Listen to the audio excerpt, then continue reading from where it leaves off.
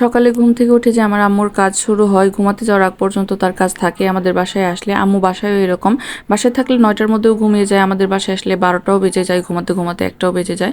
প্রত্যেক দিন সকালে নাস্তা বানাবে, ঘুম থেকে উঠে এত রাতে ঘুমায়, ক্লান্ত থাকে শরীর এত, তারপরও প্রত্যেক দিন সকালে উঠেই নাস্তা বানাতে হবে। বারবার বলি যে কিনে আনি, তারপরও ফ্রেশ নাস্তা বা খাওয়াবে মেয়ের জামাই বা নাতিদের।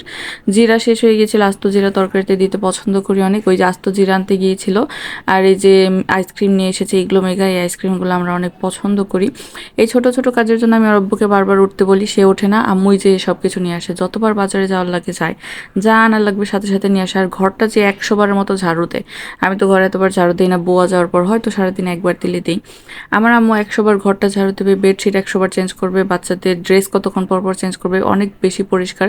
তারপরে এই যে চাল শেষ হয়ে গিয়েছিল কি কমে গেছিলো, তো এই যে 25 কেজি চাল নিয়ে এসেছে, 10 কেজি আলু নিয়ে এসেছে, 5 কেজি পেঁয়াজ নিয়ে এসেছে। এত এত খরচ করতে না করি, কিন্তু আমার সংসারে আমার মা বাবার অবদান, প্রত্যেকটা সময় বেশি অর্থ দিয়ে, শ্রম দিয়ে, ভালোবাসা, প্রত্যেকটা জিনিস দিয়ে তারা ভরপুর করে রাখে। আম্মু আব্বু দুইজনই।